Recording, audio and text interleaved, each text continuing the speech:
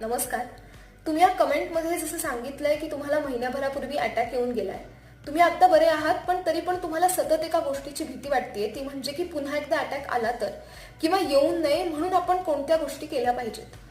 तर heart attack येऊन गेल्यानंतर असं टेन्शन वाटणं किंवा असे सारखे विचार येणं हे अगदीच साहजिक आहे.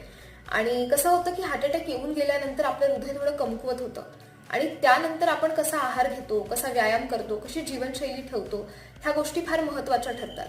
आणि त्यासाठीच जस्ट फॉर हार्ट्सने स्पेशली एक प्रोग्राम लॉन्च केला आहे, ज्याचं नाव आहे कार्डियक रिहॅब प्रोग्राम.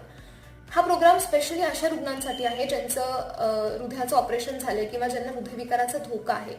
यामध्ये आपले एक्सपर्ट्स तुम्हाला प्रॉपर डाएटचा, एक्सरसाइजचा प्लॅन देतात आणि तुमचं हृदय स्ट्रॉंग राहण्यासाठी अधिक मदत करतात. त्यामुळे मला असं वाटतं की तुम्ही जर हा प्लॅन घेतलात तर तुम्हाला खूप जास्त मदत होईल. तर आजच तुम्ही आमच्या कार्डियक